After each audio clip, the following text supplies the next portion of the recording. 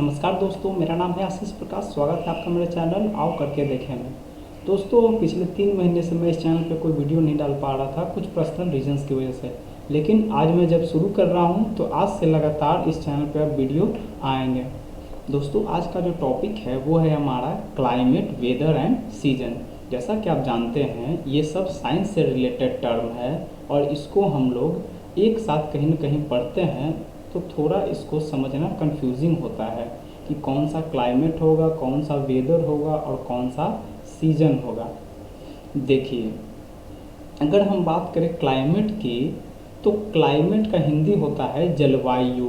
किसी भी जगह का जब हम लंबे समय तक मौसम का एवरेज निकालते हैं, एग्जाम्पल जैसे मान लीजिए 50 साल तक के लिए अगर देखें कि वहाँ पर किस तरह का मौसम है, जैसे कि ज़्यादा गर्मी है या ज़्यादा वर्षा हो रही है, तो इस पूरे प्रोसेस को क्या बोलते हैं? क्लाइमेट बोलते हैं।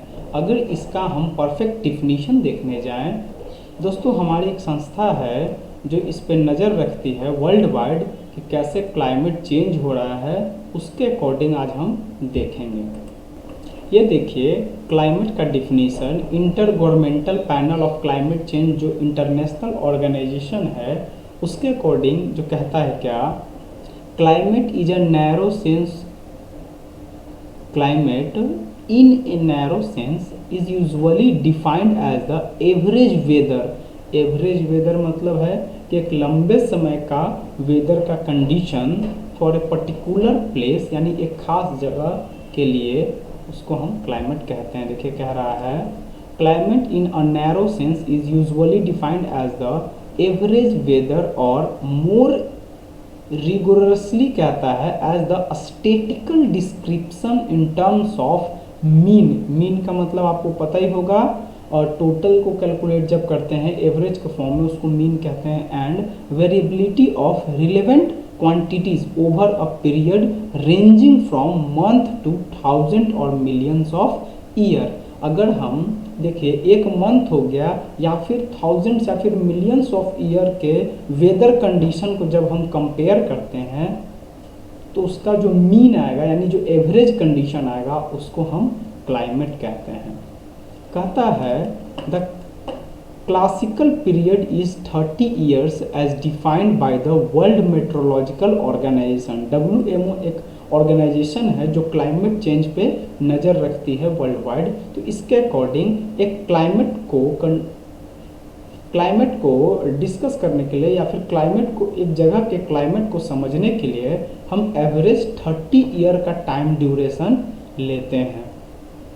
कह रहा है These quantities are most often surface variables such as, देखिए कौन कौन से बेसिक फंडा है यानी कौन कौन से टॉपिक है, कौन कौन से ऐसा क्वांटिटीज़ है जिस पे कि हमारा क्लाइमेट डिपेंड करता है। फर्स्ट है आपका टेम्परेचर। टेम्परेचर यानी कितनी गर्मी वहाँ पे हो रही है, कितना सर्दी हो रहा है। दूसरा है प्रिसिपिटेशन। अगर प्रिसिपिटेशन को हम आसान भाषा में समझे तो इसको रेन कह सकते हैं, स्नोफॉल कह सकते हैं। तो प्रिसिपिटेशन इस सेंस में आता है। And wind climate is a wider sense in the state. क्या एक और कह रहा है विंड क्लाइमेट। विंड क्लाइमेट का मतलब है कितनी तेज हवा चल रही है, किस डायरेक्शन से हवा चल रही है। तो ये सब फैक्टर है जिसपे कि एक पर्टिकुलर प्लेस का क्लाइमेट डिपेंड करता है। तो फिर से एक बार हम अगर रफ में समझे तो कह रहा है climate is a average weather condition of a place for long period of time. एक लंबे समय के लिए एवरेज कंडीशन ऑफ वेदर को हम क्या कहते हैं? क्लाइमेट कहते हैं। वहीं अगर वेदर पे आए तो देखिएगा, वेदर कहता है weather is the state of atmosphere. हमारे एटमोसफेयर का एक ऐसा स्टेट है डिस्क्राइबिंग, फॉर एग्जाम्पल देखिए यहाँ पे दिया है the degree to which it is hot और कोल्ड कॉमा वेट कहता है। कहने का मतलब वेदर जो होता है एक पर्टिकुलर टाइम के लिए होता है, very short period of time के लिए होता है। जैसे फॉर एग्जांपल अभी कैसा है, मान लीजिए समर सीजन का दोपहर है, 1:30 बज रहे हैं, तो अभी क्या हो जाएगा? वेदर कहेंगे हॉट हो गया। अगर थोड़ी देर बाद बारिश होने लगेगा तो कहेंगे इट्स रेनिंग। तो वेदर जो होता है very short period of time के लिए होता है। चलिए थोड़ा सा आगे इसको पढ़ते हैं। और ड्राई। कहता है काल्म और स्टॉर्मी। देखिए वेदर कितने तरीके से हो सकता है, हॉट हो सकता है, कोल्ड हो सकता है, वेट हो सकता है, ड्राई हो सकता है, काल्म यानी शांत, या फिर स्टॉर्मी यानी तूफानी, क्लियर और क्लाउडी। कभी कभी मौसम एकदम साफ होता है यानी कि कोई क्लाउड नहीं होता है, कभी कभी क्लाउडी होता है यानी कि बादल छाए होते हैं। तो ये सब जितने भी जो टर्म देख रहे हैं ये सब है for short period of time. जैसे कभी कभी आप देखेंगे जैसे ही सुबह होता है मौसम ठंडा होता है, 10-11 बजे के बाद गर्म हो जाता है, दोपहर में बहुत ज़्यादा लू चलने लगता है, शाम में फिर ठंडा होता है, और जब लेट होगा तो बारिश होने लगती है। तो आप ये देख रहे हैं एक दिन में डिफरेंट डिफरेंट वेदर, यानी कि weather is a condition of atmosphere for very short period of time. बहुत कम समय के लिए क्या होता है, ये बदलता रहता है, होता रहता है।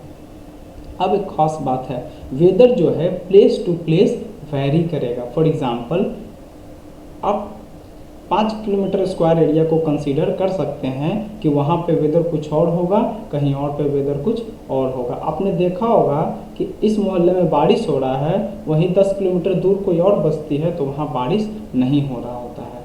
तो this is due to weather condition. वहाँ पे प्रिसिपिटेशन यानी कि बारिश हो रही है, यहाँ पे नहीं हो रही है। देखिए कुछ और कहता है क्या, weather refers to day to day temperature, precipitation and other atmospheric conditions. Day to day precipitation मतलब आज कुछ बारिश होगा, कल कुछ और बारिश होगा, हो सकता है आज बारिश ही ना हो। तो इस तरह से वेदर क्या होता है, एक शॉर्ट पीरियड ऑफ टाइम में चेंज होते रहता है। अगर इसका हम शॉर्ट डेफिनेशन लिखना चाहें तो लिखेंगे condition of atmosphere for short period of time, या फॉर अ शॉर्ट पीरियड भी कह सकते हैं। Condition of atmosphere for a very short period is called weather. ठीक है। तीसरा जो हमारा टॉपिक है वो है सीजन का। देखिए सीजन, तो पहला टॉपिक था क्लाइमेट, दूसरा था वेदर, और जो तीसरा टॉपिक था वो था सीजन का। बचपन से पढ़ते आ रहे हैं इंडिया में कितना सीज़न, 5 सीज़न पढ़ते आ रहे हैं। इंडिया में कितना season, summer, winter, rain, autumn और स्प्रिंग, ये 5 सीज़न हम पढ़ते आ रहे हैं। सीज़न होता क्या है बेसिकली, और कैसे ये डिराइव्ड होता है, यानी कि कैसे ये बदलता है, कैसे ये होता है। तो देखेंगे, कहता है season is a division of year based on change in weather, ecology and the number of daylight hours in a given region. एक पर्टिकुलर रीजन में कितने देर सनलाइट फॉल होता है, कितना वहाँ का प्रिसिपिटेशन है, यानी वेदर किस तरह से है। तो कहते हैं क्या कि एक पर्टिकुलर रीजन में है ना, ईयर के कुछ हिस्से यानी 3 मंथ 4 मंथ के लिए जब एक similar kind of weather condition होता है, इसको हम क्या कहते हैं, सीजन कहते हैं।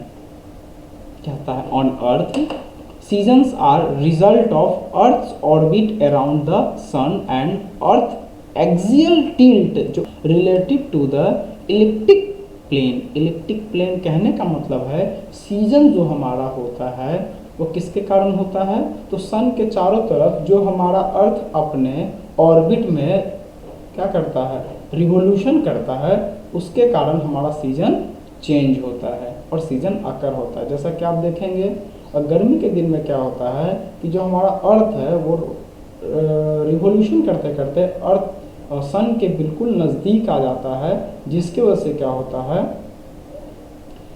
जो डे लाइट आवर है वो थोड़ा ज़्यादा हो जाता है, और टिल्टेड भी इसी डायरेक्शन में है। यही आप देखिएगा विंटर सीजन में क्या होता है, जो हमारा टिल्टेड एरिया है वो दूर चला जाता है ना, और वहाँ पे सनलाइट भी कम आवर फॉल होता है, जिसकी वजह से वहाँ टेम्परेचर डाउन हो जाता है और विंटर सीजन हो जाता है।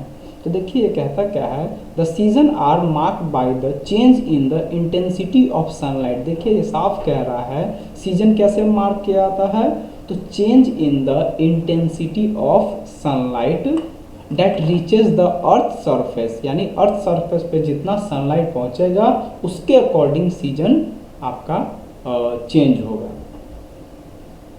कहता है क्या, वेरिएशन ऑफ विच में काउज। देखिए इसके कारण क्या क्या होता है।